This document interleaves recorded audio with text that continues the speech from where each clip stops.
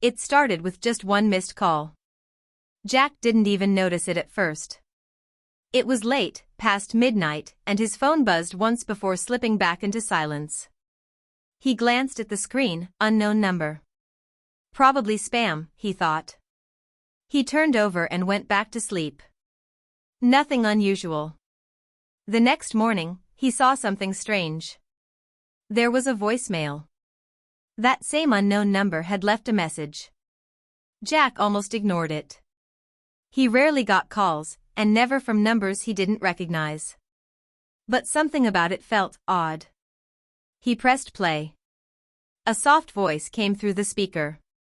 A girl. Young. Quiet. Jack, she whispered. Are you there? There was a pause, like she was waiting. Then a shaky breath. Please. I need help. He sat up.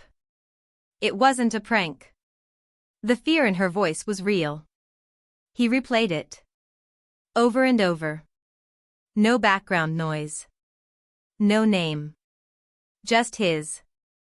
And that desperate tone. Jack didn't know any girl with a voice like that. He checked the number, still unknown. No caller ID, no way to trace it. Maybe someone dialed the wrong number. That had to be it. He shrugged it off and went to work. But the voice stayed in his mind all day. That night, he got another call. Same unknown number. He let it ring, then checked again. Another voicemail. This time, her voice was shaking more. Why won't you answer, she said. I'm scared. It's getting dark. Jack felt a chill. Was this a game? He tried calling back, but the call wouldn't connect. Just silence, then a dead line. He tried tracing the number through an app. Nothing. It was like the call never happened. Over the next few days, it didn't stop. The voicemails kept coming. 2 a day. Then 3. All from that same voice. Sometimes she was crying. Sometimes whispering.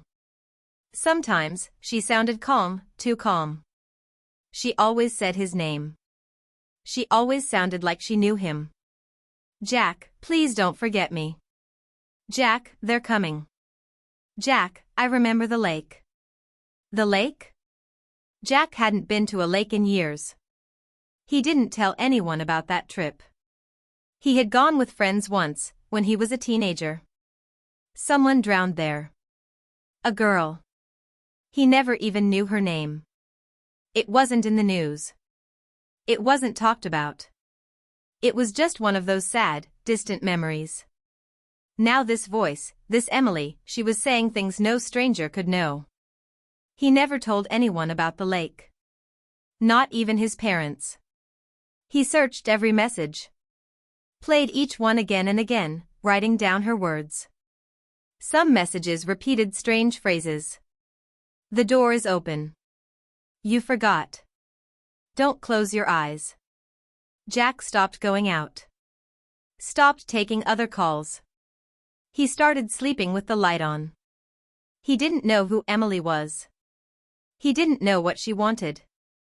But she knew him. She knew his past. And she wasn't going away. One night, she said something that made his blood run cold. I remember the car. The rain. The glass. You were there. Jack dropped the phone. His heart raced. The car. The accident.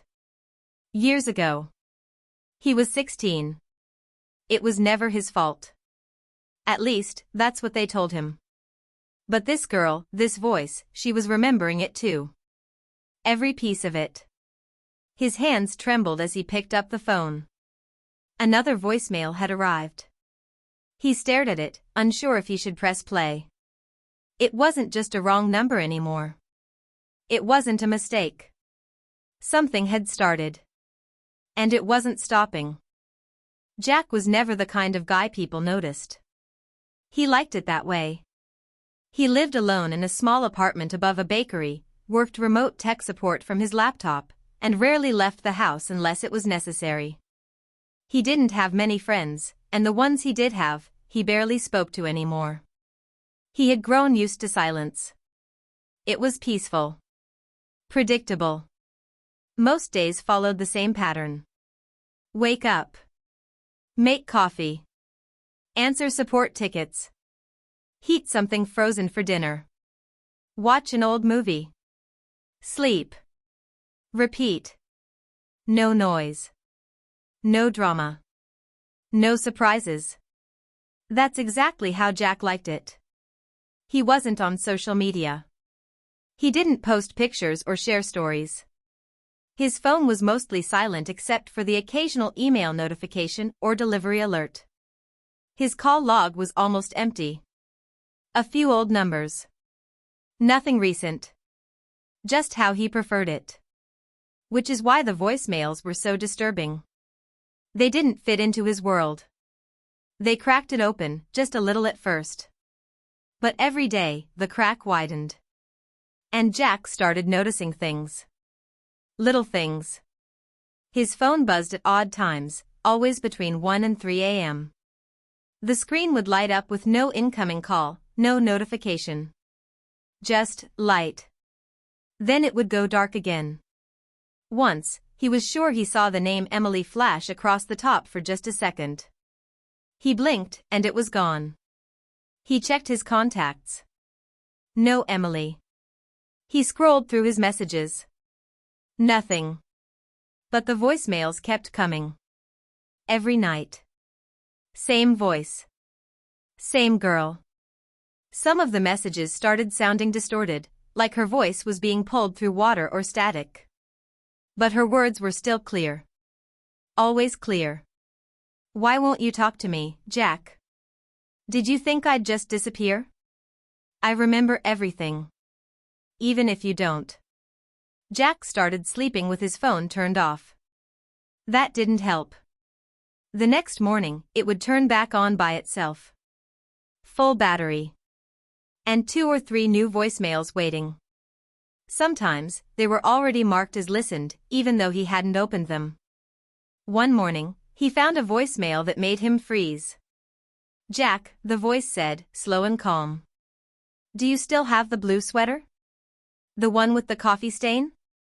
He looked down. He was wearing it. He had never worn this sweater on a video call. Never posted a picture of it. It was just an old thing he threw on when it was cold. He hadn't thought about the coffee stain in years. It was from college. A clumsy morning. A forgotten class. She shouldn't know about that. Nobody should. He tried everything, resetting his phone, changing his number, even switching to a brand new device. But it didn't matter. The voicemails kept finding him. Always the same voice. Always the same name. Emily. He asked around. Called phone companies.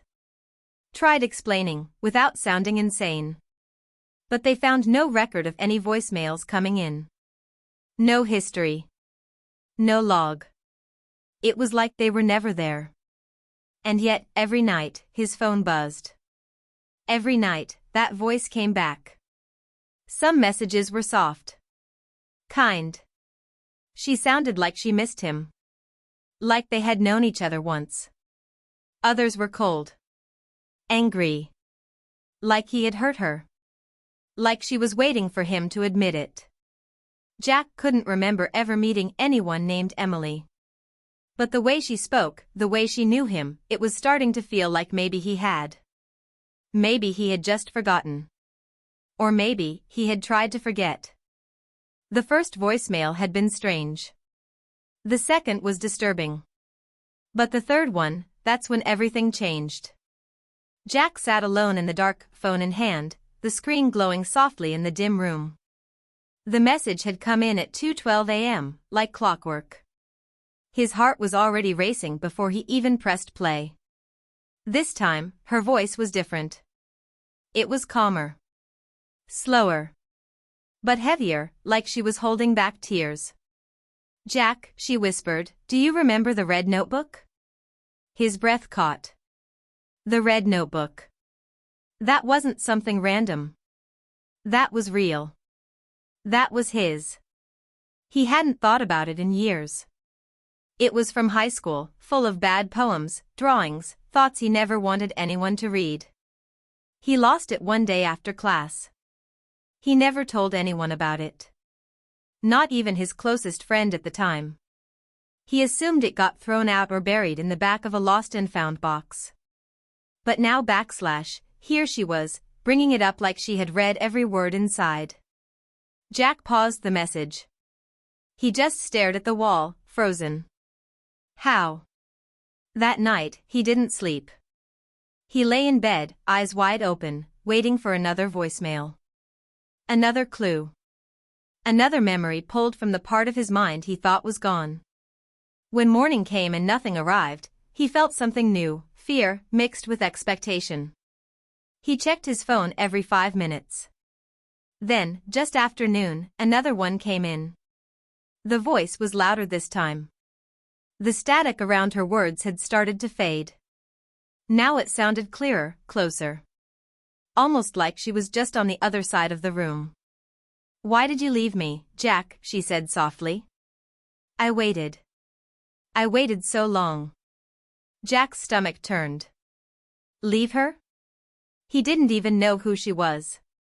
Or so he kept telling himself. But her voice was starting to sound familiar now. Not just from the messages. From somewhere older. Deeper. He pulled out an old photo album from a dusty shelf, flipping through pages filled with classmates, cousins, forgotten faces. None of them looked like Emily. None of them sounded like her either.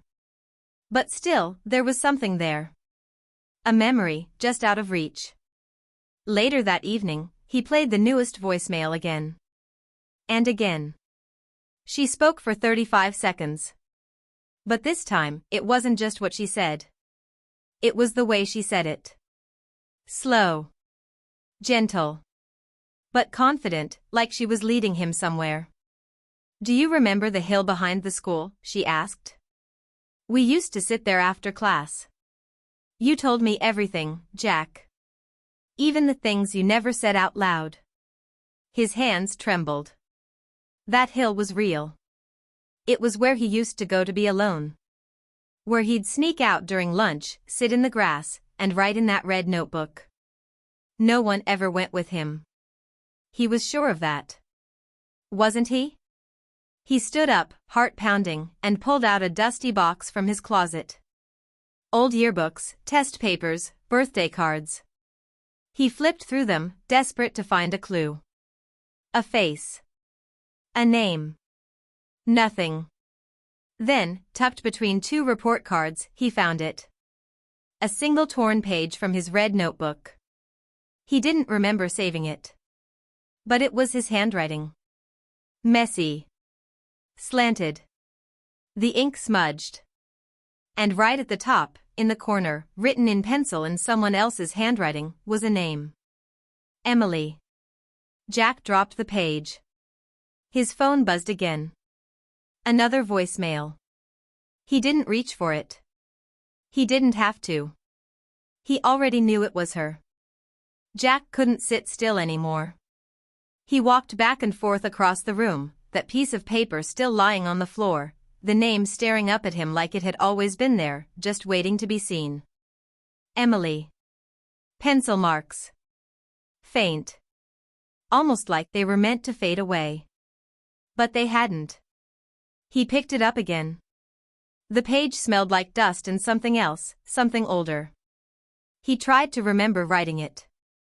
Tried to picture that moment, that day. But there was nothing. His memory stopped just before it got clear. Like something was blocking him. He needed answers. Real ones. The first thing he did was go back through his phone. Every voicemail. Every word. He made a chart. Dates. Times. Phrases she repeated. He tried to spot patterns, connections. But there was no logic. No order. Just one voice, leading through every part of his life. Soft.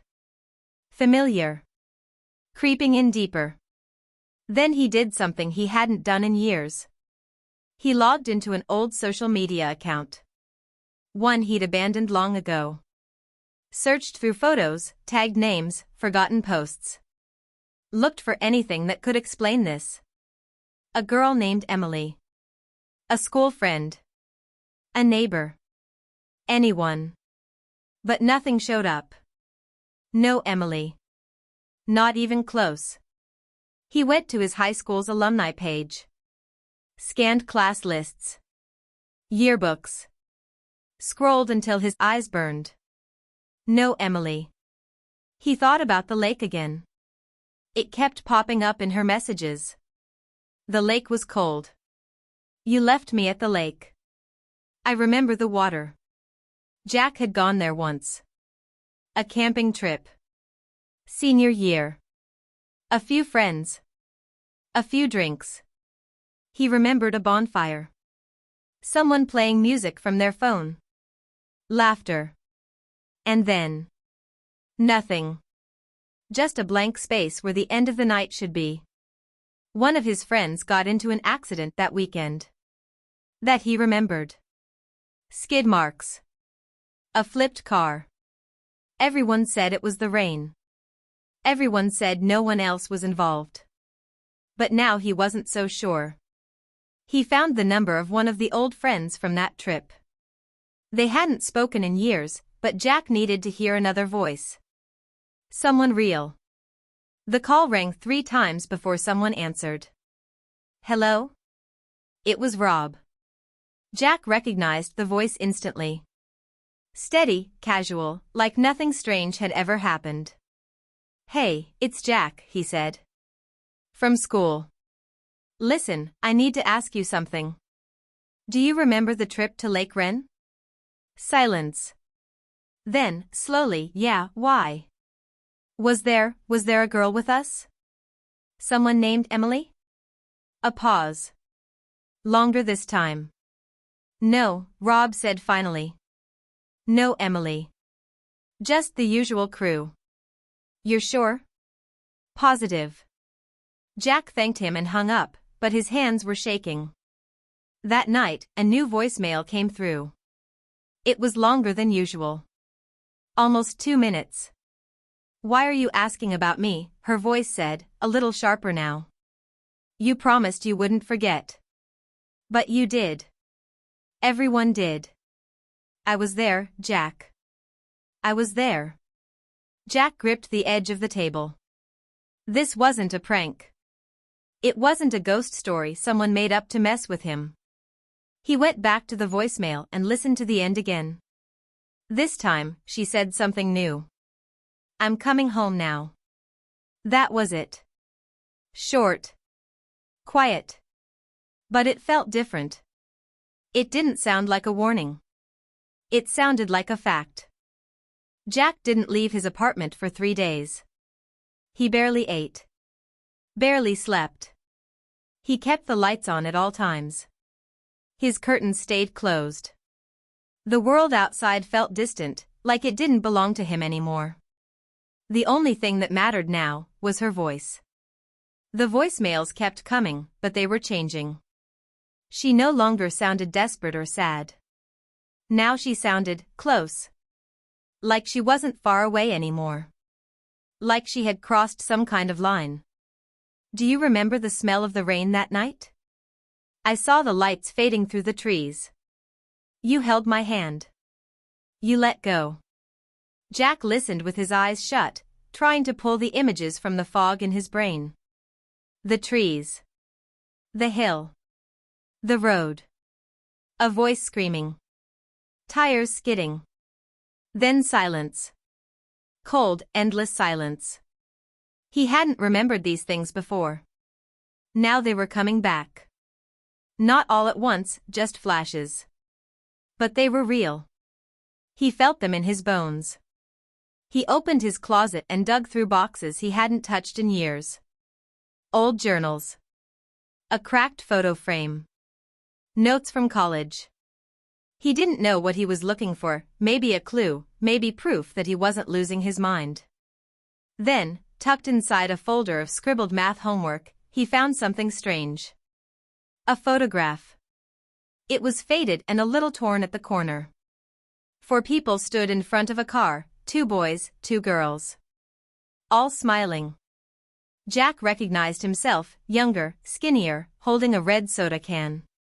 Next to him stood Rob, arms slung around a girl Jack didn't remember. And on the far side, the 4th person's face was scratched out. As if someone had taken a coin and scraped over it again and again until it vanished. He turned the photo over. Written in blue ink, * Lake Wren. Summer. Me, Rob, Jack, Emily, *. His hands went cold. Emily. She had been there. He had seen her. Known her. Forgotten her. Or maybe he had tried to forget. That night, Jack listened to the newest voicemail with a lump in his throat. "Do you see now?" she whispered. "You forgot me once. You won't do it again." The message ended with a sound that sent chills down his spine, a knock.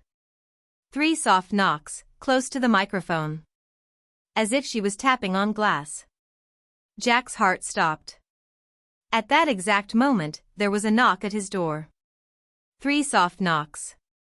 He didn't move. Didn't breathe. The knock came again. Slow. Measured. He crept toward the peephole, every muscle tight, every step like a scream in the silence. He looked through. Nothing. The hallway was empty. Jack opened the door a crack, heart hammering. A gust of cool air touched his face. But no one was there. Just a small box on the floor. He hesitated, then picked it up and brought it inside. No return address. Just his name, printed in simple handwriting. Inside, he found a single object. His red notebook. The original. The one he lost all those years ago. He flipped it open with trembling fingers. Every page had been filled. Not in his handwriting. In hers. Page after page. Letters to him. Notes. Drawings of places they'd been. Things they'd said. Things he had no memory of. And at the very end, on the last page, 5 words in bold, dark pencil. You left me to die. His phone buzzed again. A new voicemail. She was getting closer. Jack stared at the notebook, his fingers frozen on that last sentence. You left me to die. The words burned into his mind like a brand. They weren't just angry. They were final. Accusing. Cold. He sat there, completely still, afraid to turn the page, even though there were no more. It was like the book itself was breathing. Like the past had finally found a way to speak. His phone buzzed again. The voicemail icon lit up like a warning. He didn't want to listen. But he knew he would. He always did. With a trembling hand, he opened the message. Her voice came through, soft as ever, but different. Calm. No sadness now. No fear. Just certainty. I remember the cold. I remember the rain. I remember everything, Jack. And now, so do you. Then, silence. And then, something else. A sound he hadn't heard before. Slow footsteps. Creaking floorboards. Not from the recording, it was real. Inside the apartment. Jack shot up, spinning around. The room was empty. No windows open. The door still locked. But the sound had been there. It had been there. He checked every corner. Under the bed. In the closet. Nothing. Then he noticed something new. The photo he'd left on the table, the one from Lake Wren, was gone. He hadn't touched it. No one had. He checked the floor. The couch. Every drawer. It had vanished. He looked at the notebook again. The final page was still open, but now, something had changed. A new line had been added beneath the last. You can't run from memory. Jack backed away. His head was spinning. The walls felt like they were closing in. Every voicemail, every word, every image, they weren't just reminders. They were pieces. Puzzle pieces. And now the picture was forming whether he wanted it or not. He opened his laptop, heart racing. He typed Lake Wren accident into the search bar. Nothing recent. But deep in the archives, buried in an old local newspaper's website, he found a tiny article from 10 years ago. Asterisk teen girl dies in late-night crash. No other injuries reported. Name withheld by family's request, asterisk. No photo. No witnesses. No details. Jack stared at the screen. The date matched. The weekend matched. His hands hovered over the keys. Then his phone buzzed again. Another voicemail. His stomach twisted. He pressed play. This time, the voice was right at the edge of a whisper. I'm outside. Jack dropped the phone. He moved to the window and peeled back the curtain an inch. Nothing but the empty street. No cars. No people. He went to the door again. Pressed his ear to it. Nothing. He told himself not to open it. He knew better. But his hand moved to the knob anyway. He turned it slowly. The hallway stretched out in silence. Lights buzzing softly. Still no one there. But something had changed. Taped to the inside of his door was a photo. New. Glossy. Clear. It was him. From today. Standing at the window. Looking out. He stepped back, heart pounding in his chest like a drum. He hadn't seen anyone. He hadn't taken that photo. Then his phone lit up one more time. Voicemail. Unknown number. One new message, asterisk asterisk. He didn't want to press play. But he already knew he would. Because now, it wasn't just about remembering. It was about what came next.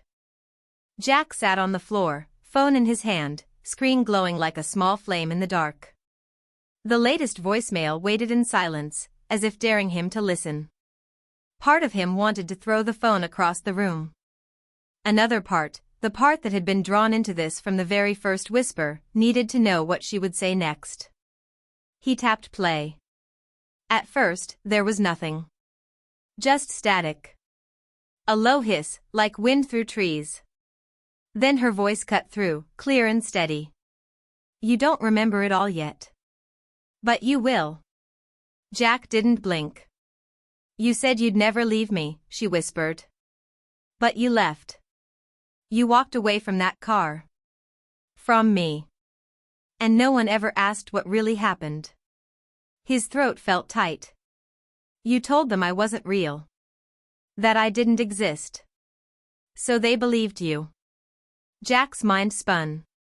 He tried to remember. The car. The lake. The crash. He remembered running. A broken headlight. Someone screaming in the distance. Trees rushing past him in the dark. He remembered sitting in silence afterward, staring at his reflection in the water. But he never remembered seeing her. Until now. His knees felt weak.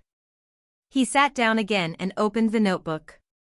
Page after page of her writing stared back at him, each line more intense than the last. Asterisk, you said we'd always be together. Asterisk. Asterisk, I watched you leave me behind. Asterisk. Asterisk, I waited, Jack. I waited for 10 years. Asterisk. He closed the book and looked around the room. Everything suddenly felt unfamiliar. The walls seemed narrower. The air thicker. The silence heavier. He reached for his laptop again. This time, he searched his own name. Buried in a long thread of forgotten articles and digital dust, he found something strange. A comment on a local forum, dated almost a decade ago. A user had posted about a mysterious crash near Lake Wren. One person dead. Others survived. A reply under the post read. Asterisk, there was a girl in the car. I saw her. But no one talked about her. She wasn't listed anywhere. Asterisk. No username. Just anonymous. Jack's pulse pounded. He clicked away from the page, overwhelmed. It was all unraveling now. Whatever this was, his ghost, memory, madness, it wasn't stopping. His phone buzzed again. Another voicemail. He hesitated. Then, slowly, he lifted the phone and pressed play. This time, the voice was right next to his ear. Not through the speaker. Not distant. It sounded like it was inside the room. You remember now, she said. That's good. He stood up quickly, turning in place. Still no one there. But he could feel it. Something was different. I'm almost home, Jack. That's what she had said before.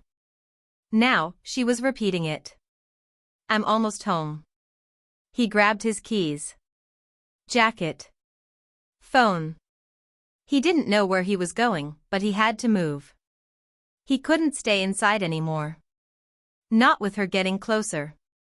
He opened the front door, expecting the hallway to be empty. It wasn't. There, on the floor, sat another box. Smaller this time. Wrapped in black paper. No name. No tape. Just placed carefully at his feet. He knelt down slowly and opened it. Inside was a single item. A necklace. A tiny silver heart. Bent slightly, one side burned. He remembered it now. She had worn it that night. The night of the lake. She had been in the passenger seat. He had yelled at her before the crash. He had panicked. He had run. He had told everyone he was alone. Jack couldn't feel his hands. The necklace lay in his palm, ice cold and heavy, as if it had just come out of the water. The bent side. The burn mark. It was all too specific. Too real. He didn't have to question where it came from. He knew. She had been wearing it when the car crashed. When the headlights hit the trees. When the tires screamed across wet gravel. When he opened the door and ran. And now, it was back. The truth wasn't just creeping in anymore, it was kicking down the door. He stumbled back inside, locked it, bolted it, shoved a chair under the handle like that would somehow keep her out. But part of him knew it wasn't about the door. She wasn't outside anymore. She was everywhere. The photos on the wall began to feel unfamiliar, like they'd been changed ever so slightly. The angles. The lighting. Even his own face in them looked off, distant, like someone remembering him instead of being him. He opened the notebook again, flipping to the last page. Beneath the words, "You left me to die and you can't run from memory," there was now something new. A drawing. Rough. Pencil. Childlike. Two figures. One was standing. The other was lying down beside a car, broken, eyes closed, a small heart necklace drawn just below the chin. The one who stood had Jack's hair. Jack's clothes. And in the corner, written sideways in small, tight letters. I waited for you to come back. He slammed the book shut. His phone buzzed again. Another voicemail. He didn't press play this time. He simply listened. From the speaker, without being touched, the message started on its own. Jack, she said, I'm here now. He backed into the kitchen. Dropped the phone. It hit the tile floor but didn't break. Her voice kept going. You don't have to be afraid. The lights flickered. He reached for a knife in the drawer, not thinking, just reacting. But the drawer didn't open. It was stuck. The whole apartment felt like it was closing in. Every corner bending inward. The walls breathing. The windows fogging up without reason. Then, a knock. Not at the door. This time, from inside the house. 3 knocks.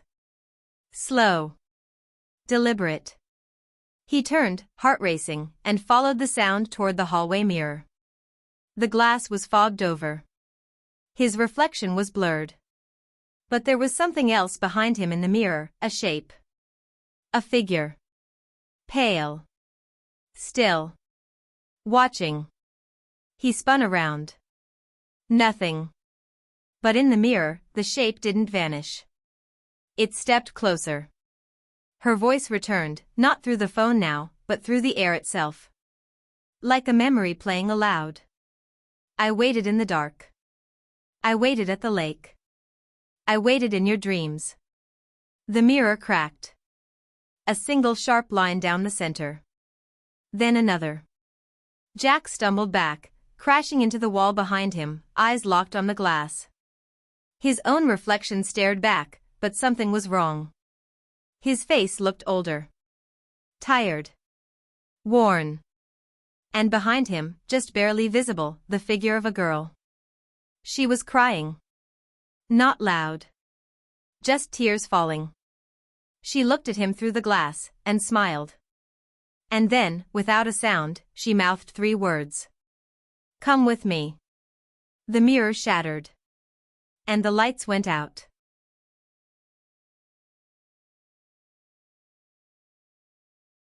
Jack didn't breathe. The figure stood in the glow of the headlights, hand raised, palm open, not waving, not reaching. Just waiting. Still. Silent. The light flickered behind her like something was burning far off in the woods. But everything else was quiet. Too quiet. He wanted to turn back. Wanted to scream. Wanted to run. But his feet wouldn't move. The hallway was no longer a hallway. The walls had faded into trees. The floor beneath him had turned to gravel. Damp. Cold.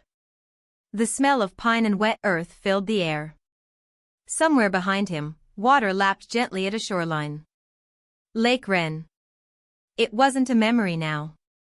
He was there. Again. The headlights in front of him buzzed faintly, their glow lighting the twisted shape of a car. The same car. Bent, broken, half sunk into the ground like it had been waiting too.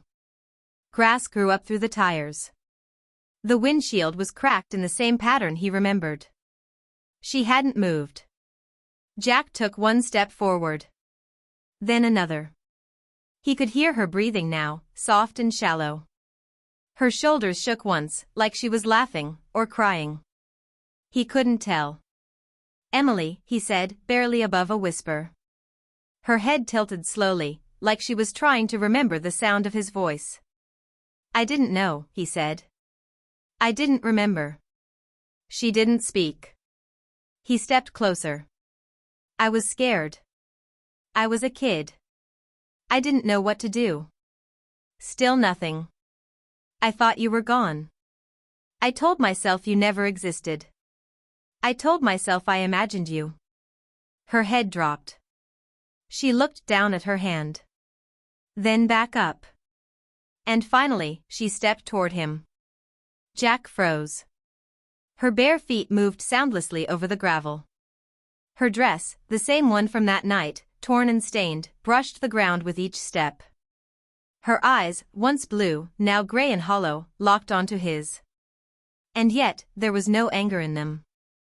Just silence. She stopped just a few feet away from him. Close enough for him to see the necklace around her neck. The same heart-shaped pendant. The same burn. The one she left in the box. Jack's voice cracked. I'm sorry. Still, she said nothing. His eyes filled with tears. He dropped to his knees. The gravel bit into his skin, but he didn't care. I should have come back. I should have tried. His voice broke. I left you. The wind shifted. And for the first time, she moved her hand, slowly, gently, and reached toward him. Her fingers brushed against his cheek, cold and soft like falling snow. He didn't pull away. Behind her, the car lights flickered once more, then faded into darkness. The lake was quiet again. She looked down at him, her lips parting just slightly. Not to speak. Just to breathe. And then, for the first time since the voicemails began, she smiled. Not wide. Not cheerful. Just enough. Enough to say I remember you, too. Then, without a sound, she stepped back. 1 step. 2. Her body grew dim, like fog swallowing light. Her edges blurred. Jack reached out once, not to stop her, just to feel the space she left behind. She was already gone. The gravel beneath him turned cold. The trees faded. The night shifted. He was back in his hallway. Door behind him. Phone in his hand. Screen still black. The only sound now was his breathing. And then, one final buzz. A voicemail. No number. No words. Just silence. Then a whisper. Faint. Almost lost. Thank you.